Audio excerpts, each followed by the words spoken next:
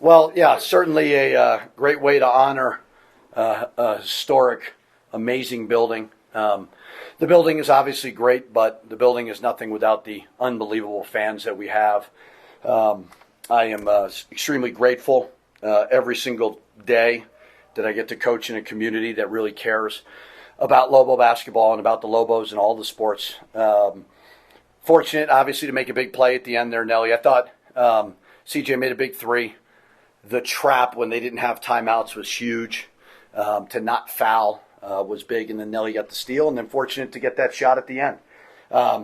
Nevada's really good. I told Coach Alford after the game, he's the reason I took the job, because that was around the time we're just noticing how amazing he did in the years that he was here, and just saw how much this place rallied around it. So anytime you beat a well-coached team like that, you're very, very fortunate. Curious, first, the easy answer. Have you had a finish quite like that before? I mean, I imagine you've been a part of some big finishes. Anything quite like that? I don't think so. I'd have to think about it. I've been on the other side of a lot of them. We were on the other side of one here with them a couple of years ago, but, we made a huge defensive play to get the steal, but I feel like I've lost at the buzzer a lot. I'm not sure I've won at the buzzer a lot. Can you walk us through maybe from about the time Donnie hits the ground and it kind of looks like, it's not going to happen because if Donnie's going to the ground, it looks like the play's over at that point. Can you walk us through what you saw all the way to Nelly shooting the jumper? I think they blacked out. I don't know. I was just hoping for the best. When he got the steal, I'm like, all right, do I call a timeout? Their length was really bothering us. I wanted to make a play in the open court. And then obviously Donnie goes down, and I'm going, okay, we're going to lose this game. And then Nelly comes up with it. And then obviously when shot goes in, I'm going, oh, please don't rush the court and all of a sudden get a technical. I think all the worst things. So then obviously looked up at the Jumbotron and saw it went in. Was grateful. Did you and I know you said you told Alford he's the reason you took the job. That's not the conversation you had down there on the court right now. I can't imagine. Did you and Alford have any words after the game? Exactly what I just told you. That's what I said to him. Yes, he's the reason I took the job. You tell somebody that after a game? Well, listen. When coaches leave, I understand fans are going to be mad. I'm a little bit sensitive to it because my dad left Kentucky and he got abused for a long time for that. And so I understand fans, but Coach Alford's an amazing coach. Been doing it a long time. And so, yeah, I told him that you're the reason I took the job, and I've got a lot of respect for him. All right, they're a team that I don't think was surprising what they did defensively, but they were packing it in, making it really hard for you guys in the paint to drive and all that. Were you starting to worry a little bit when you weren't hitting a three in the first half and you guys weren't being able to have much success at the rim? Yeah, I mean, you worry about a lot of things, but you got to stay composed and coach the team. I mean, it was not – if you don't hit threes versus them because they pack the gaps and they're long, they're really, really big, you have to make some shots. So the first half, not only not making them, but only shooting 4 of them was very, very hard. And having the threat of making them in the second half was great. I thought CJ hit a huge one towards the end of the game. So we had to. You can't go 0 for 4 versus that team because of the way they play kind of that packed line defense and expect to win. I asked you this about a week ago. You didn't really have an answer about favorite moment or favorite game in the pit. Does this change? That would be the one, yes. So you can write the article tomorrow. That is my favorite game in the pit so far. 9 o'clock, Friday night, almost 15,000 fans, and to end like that. Pinch myself. I really do. I'm very, very grateful to be able to coach in this type of environment and coach in this building. You've also talked about some of these games that draw a lot of people. You guys have struggled in those ones. Yeah. I mean, we go through a list of games that you've like the Air Force game. You talk about how deflating it was. I mean, how nice is it to finally walk out of your?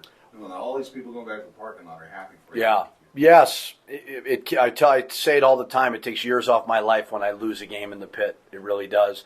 I don't think we had won a whiteout yet. When our marketing people are like, "Oh, let's do a whiteout," I'm like, "Oh my God! All right, fine." So we were able to win a whiteout game as well. So. Yeah, I mean, it's the reason all the coaches came here. It's the reason why the players come here is to play in this building and play in front of these fans. Coach, did this game live up to what you expected it to be? Very physical? Yeah, I mean, Coach Alford's a old school Big Ten guy. They're very, very big. We were able to make more shots last year against them. So, I thought it'd be close. Did I think it'd end like that? No. But, just to be able to, they made some big free throws, then we made a big steal. So, yeah, I thought it'd be close. But, I look at their record. That's a team way better than what their record is. With the win, it matches the program's best start in conference play. Just your reaction to hearing that and the early success. Yeah, it's nice right now, but, as I tell the team all the time, we will decide if it's a success or a failure towards the end of March, and we'll see. But so far, after 15 games, obviously very happy with the progress that we've made. 5 in a row, doing a lot of good things. This is the first time this year that you guys have had to kind of close out a game like that and, finish it the way you did. How do you like just how the guys came together and were able to? Yeah, we had an overtime game in this building versus New Mexico State. It was obviously deflating. We were 3 for 15 from the field. Was obviously not very, very good. And then this time, 3 for 5, 5 for 6 from the foul line. So just made some winning plays, and those older guys made some winning plays. And then obviously a super emotional night for you guys, a late night, and then you got a long road trip coming up on Tuesday. How do you guys just respond going in Laramie? Just going to get some rest, let them sleep in a little bit, and watch some film tomorrow. And I wouldn't expect we're going to do a whole lot. So we kind of treat every day the same. And it's been a weird schedule. Maybe it's the 20 league games. I don't know. But we'll treat it all the same. Get a little rest and get back to work tomorrow. All right, so we talked about the crowd, and in a lot of ways, Game 1000 in the pit was a fitting kind of game. Also, what made it fitting, though, was the fans had plenty of opportunities to yell at referees tonight. 70-plus free throws, 50-plus fouls called. I kind of feel like I'd be remiss if I didn't ask you about the fouls. Why would you be remiss? Why do you have to ask the question? All right, so here's the deal. If I give an honest opinion, will you pay my fine? Oh, yeah. You will? Everybody will chip in. If I give an honest opinion of the last, whatever that call was. Obviously I thought it was a travel. I thought the and one, I thought we fouled them on the ground. But I haven't seen either one of them. I mean, those refs are really, really good. It was a very physical game. So we'll see. I mean, they're great refs. So, I'm just fortunate we got the win. So you told Steve afterwards that you're the reason I took the job. You told the refs you're great refs. Yeah, everybody's good. Well, we're 4-0 right now, so everybody's happy right now. You love the media. I love the media. You guys are amazing.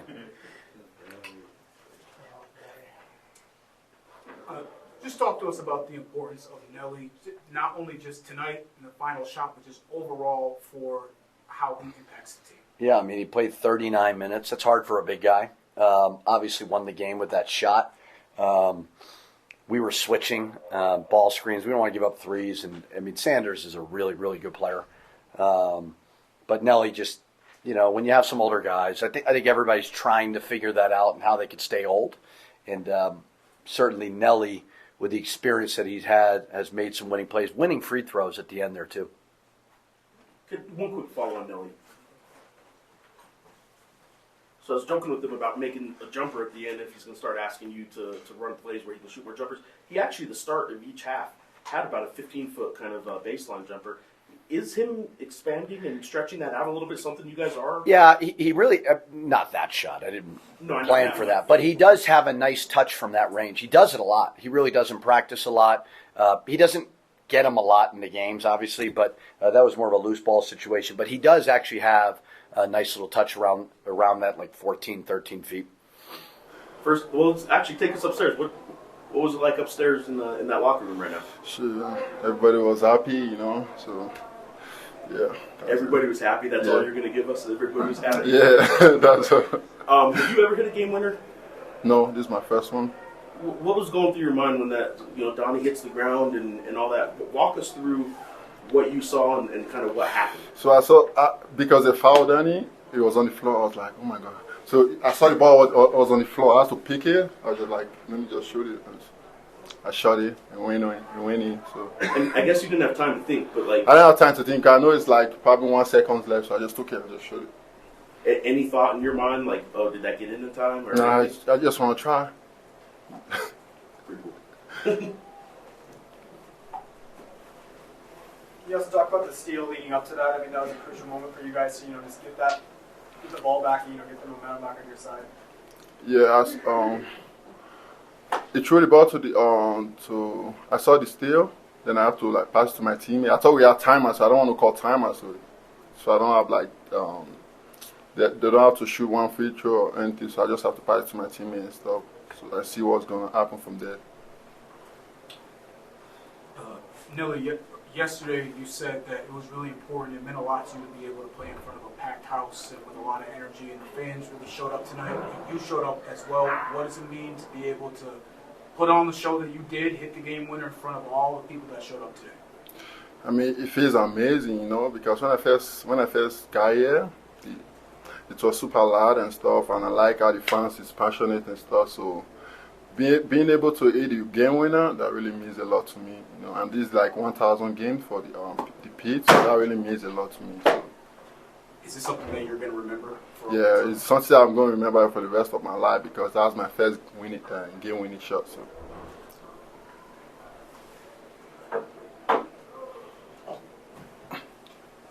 So I mean, I don't know. How it wasn't a 3-pointer, but how deep was that jumper? Would you say? Free throw. Into the free throw. Free throw line? Free throw. You gonna start having him run some plays for you to have more jump shots? And I mean, I'll be working on that even in practice. He knows that I can shoot the ball. Sometimes I'm thinking about taking any mid-range stuff. you actually did that on the baseline twice this game. The beginning of both halves, I guess, right? Yeah, it was the shot was 3 seconds, so I had the ball, so I had to fade away shot and stuff. So I mean, I know I was just making a joke there about the overtime shot, but you really have started to try and extend that to about 15, 18 feet, maybe. Yes, I'm working on that all summer. That's what I was doing whenever I go to the gym. All right, Nevada's a team, obviously, that packs in their defense, makes it really hard to score inside, hard to drive. They were a team that just really wouldn't go away. What did you see in what they were doing that was making it hard for you guys, even when the crowd was into it, to start pulling away? What were they doing good defensively? I feel there was taking away the drive because the pack team, whenever we trying to drive the ball, and they're trying to deny Danny the ball too, and I feel like they did a great job in all that stuff. That's why it was hard for us to be able to run our plays and all that. So yeah. So many lead changes, obviously down to the wire and then overtime. How would you describe the battle between these two teams tonight? I would describe the battle of I feel like the battle is about someone that the team that can be able to play through difficult times overtime and stuff. So you have to be able so most of the players is really tired and stuff. So you have to go through all that fatigue and yeah. So not only your first game winner, but there's so many elements of this game winner that make it even more significant. I mean, Mountain West, it's your best start in over a decade, matching that best start, 1,000th game. Has any of that set in for you that not only did you hit the game winner, but it's quite the game to have that achievement too? I mean, I'm happy we keep the winning going and stuff, and get ready to play Wyoming at away. So yeah.